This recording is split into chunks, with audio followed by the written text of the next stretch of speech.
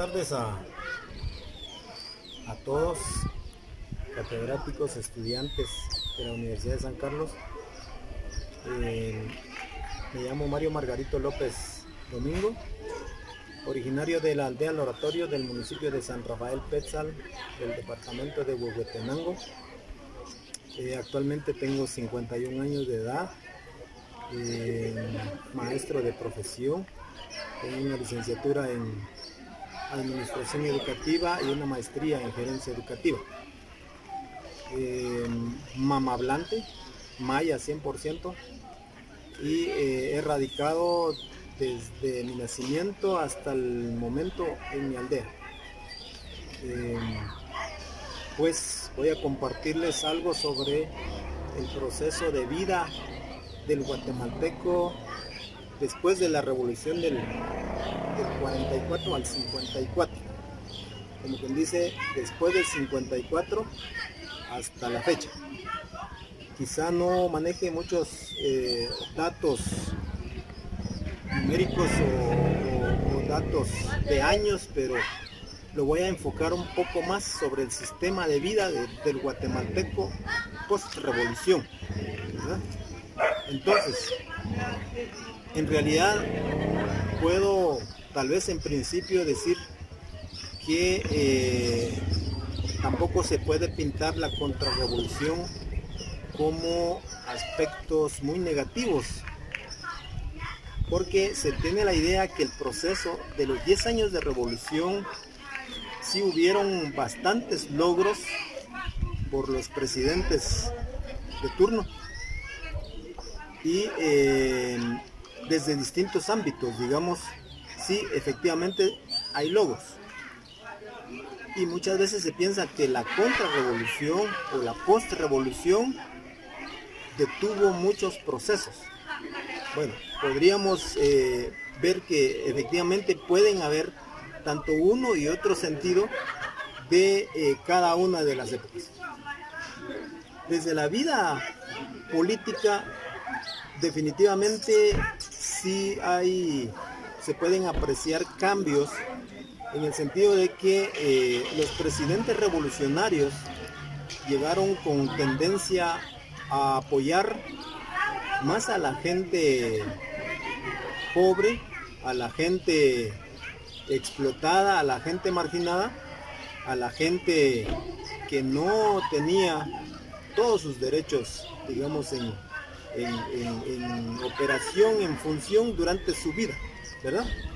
Y fue por eso que, por ejemplo, en el Ministerio de Educación, en todo el proceso educativo, sí hubieron muchos logros desde los sindicatos, la participación de padres de familia, derechos de los niños, del estudiantado, digamos. Entonces, pero la parte política, digamos, es la parte en la que en algún momento la gente pudiente, la oligarquía del país, digamos, se sintió un poco amenazada porque durante los 10 años de la revolución el poder quizás se estaba extendiendo hacia los departamentos, hacia los municipios y hacia las comunidades. Entonces, desde la parte política tenían mucho temor y tuvieron que hacer un enfoque. No era la realidad, pero ellos pintaron el enfoque de la revolución como un comunismo en Guatemala. Entonces, cuando se tocó el enfoque del comunismo, entonces se pensó que ellos, que eran dueños de terrenos, dueños de empresas, dueños de minería hidroeléctricas, se sintieron de alguna manera amenazados. El sistema educativo también enfocó una preparación distinta a los maestros y también hacia los niños, en donde el otro grupo creía que las orientaciones iban en función del comunismo. Y no es de negar que la influencia, sobre todo de los Estados Unidos, fue bastante fuerte y fue así como derrocaron a los presidentes revolucionarios.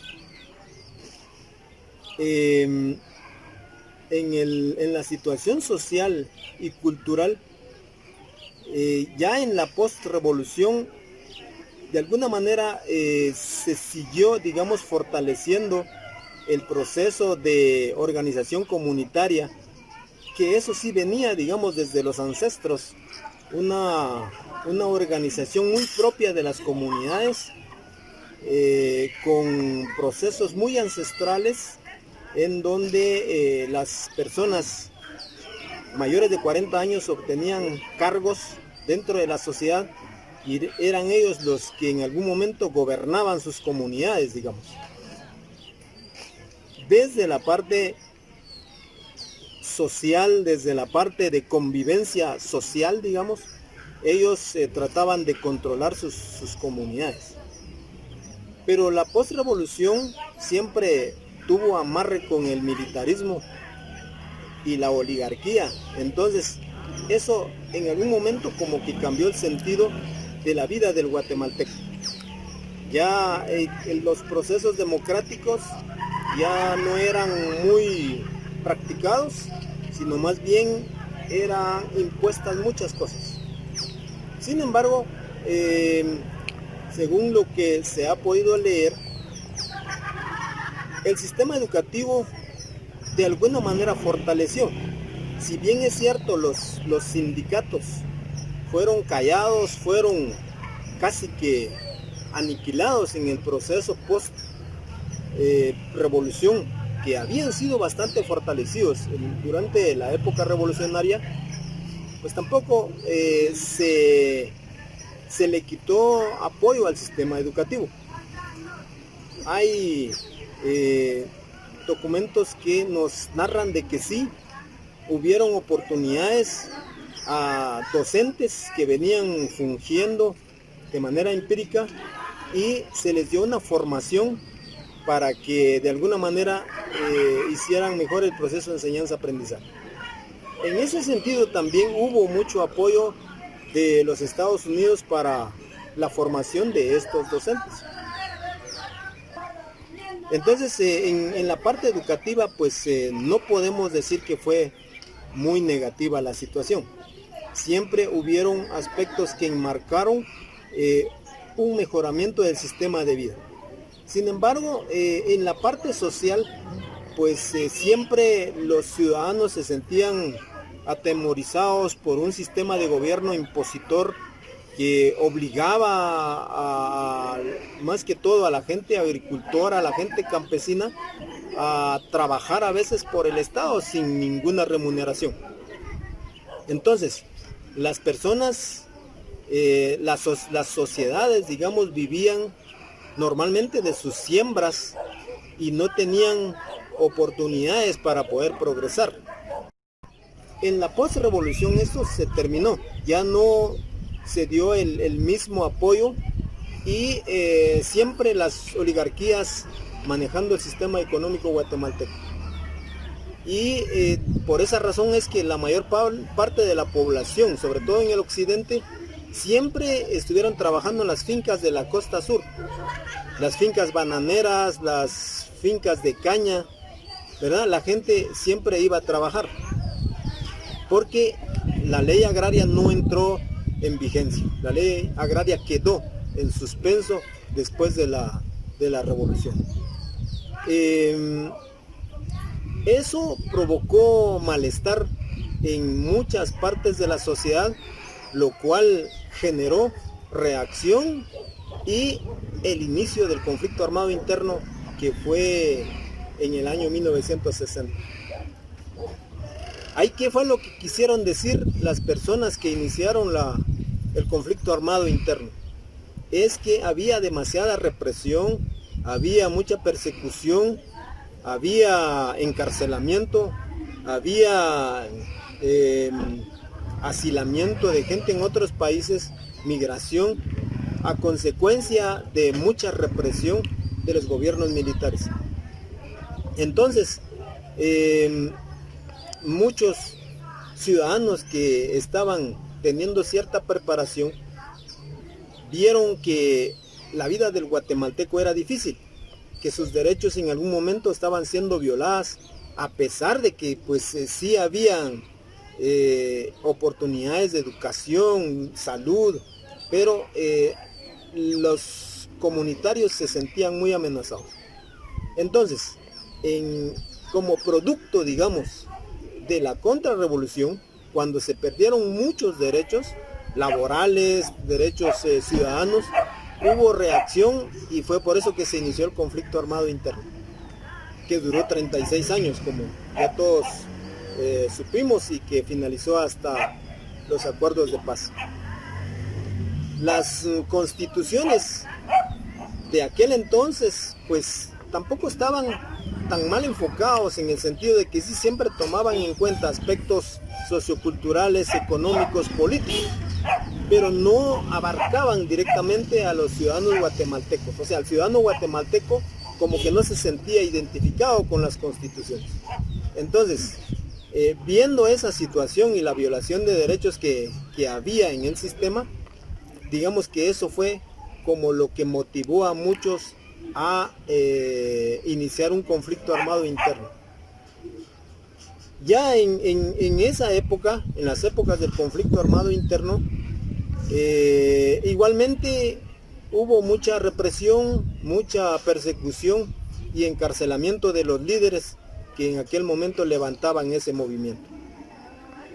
Sin embargo, la sociedad siempre viviendo atemorizado, siempre viviendo reprimido, y estaban buscando, digamos, alguna otra forma de vivir mejor.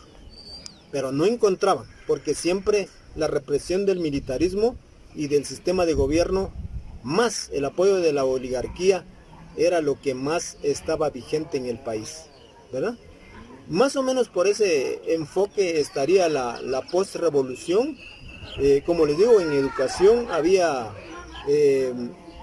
según mi percepción, sí había desarrollo, sí habían oportunidades, había preparación de docentes, había apoyo al nivel medio de educación, sobre todo el nivel básico.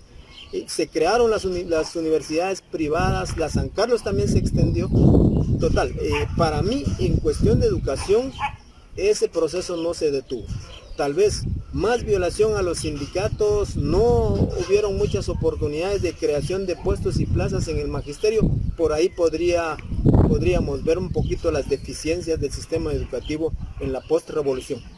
Cosa que si la revolución hubiera continuado, se hubieran logrado muchos derechos y estaban un poco más enfocados a las personas de área rural, a las personas pobres, a los agricultores, a los campesinos y a toda la población que francamente es quien más necesita el apoyo en el país, ¿verdad?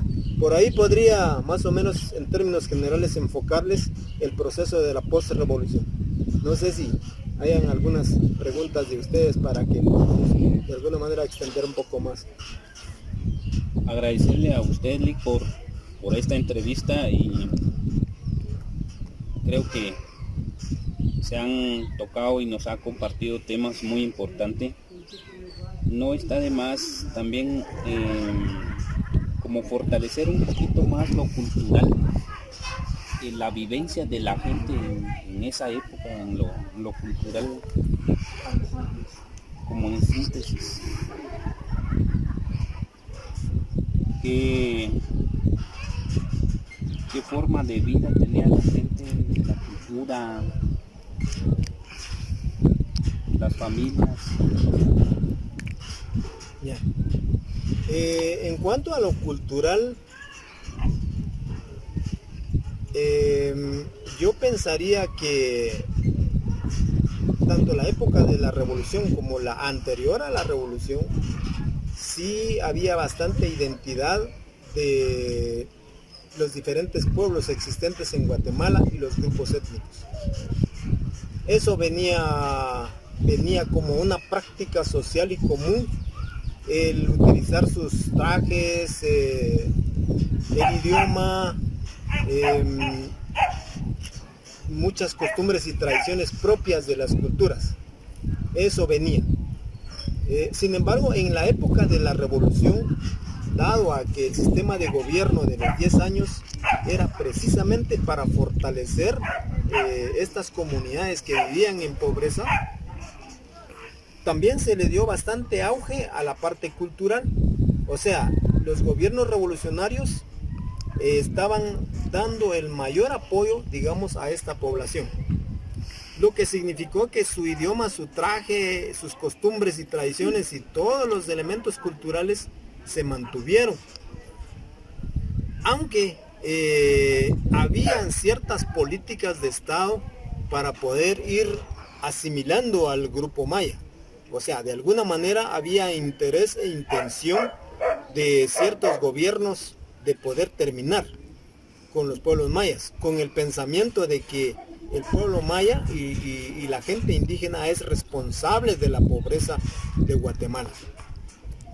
En términos de educación, en la post-revolución, hubo una intención de Estados Unidos a través de la AID, a través de Banco Mundial y otros sistemas que estaban apoyando a Guatemala en mejorar sobre todo la castellanización de los niños. O sea, como quien dice, había cierto interés de que la gente empezara a hablar el idioma español como idioma oficial. Sin embargo, también en las escuelas había bastante represión de los docentes hacia los niños para que dejaran su idioma. Pero un tema que yo he enfocado muy relevante es que efectivamente habían maestros empíricos que entraron a trabajar en el tiempo de socioeducativo rural, previo a PRONEVI y DIGEVI, todo el procedimiento de la educación bilingüe, pero la idea era castellanizar a los niños, ¿verdad? Como quien dice, tratando de que hablaran el español, hasta cierto punto con la intención de que el idioma lo fueran dejando. Sin embargo, eso no, al final de cuentas no salió como se pensaba, sino más bien la contratación de maestros bilingües empíricos que no tenían título como maestro. Eso permitió que estos docentes se dieran cuenta de que hablándole a los niños en su idioma fortalecía mejor el sistema educativo. Y yo lo califico como el inicio de la educación bilingüe en Guatemala. Entonces, se fortalecieron los idiomas. ¿Qué más? Yo creería que sí hubo acceso de indígenas al nivel básico. Se empezaron a abrir más establecimientos básicos, entonces hubo más acceso. Anteriormente, si tuviéramos que revisar estadística, nos daríamos cuenta de que antes de la revolución y un cierto tiempo post-revolución, la mayor parte de estudiantes del nivel básico eran del pueblo ladino. El pueblo maya no tenía acceso a la educación, ¿verdad? Entonces, pero tampoco se perdió el sistema de autoridad ancestral, solo que las leyes un poco más recientes los tomaron como Consejo de Desarrollo. Digamos que es ahora el origen de los consejos de desarrollo. Por supuesto que siempre tomando en cuenta a los líderes, a los alcaldes auxiliares y a todo el sistema de autoridad. Sin embargo, están amarrados a un sistema occidental de incidencia, digamos. O sea, no tanto permitiendo que las organizaciones mayas se desenvuelvan como tal con sus propias formas de organización y elección, sino más bien siempre amarrados a la legislación nacional, y que ahí es donde se pierde el espíritu de la elección y como la promoción de vida comunitaria, digamos. Pues yo diría que los idiomas nunca se perdieron, había represión, habían leyes, si se recuerdan con Justo Rufino Barrios, la asimilación del pueblo de San Marcos, la ladinización de todo el pueblo de San Marcos, todo ese proceso era como para poder acabar con la gente indígena, pero esa conservación no se perdió durante el tiempo. Agradecerle, Lic, por esta entrevista que nos concedió. Creo que hemos aprendido bastante y sin duda alguna esto nos servirá para formar, para conocer y sobre todo lo que nos ha compartido creo que va a ser de mucho aprender, agradecerle por el espacio y por todo el tiempo que nos dio, así que gracias, Ali. Estamos a la orden para servirles.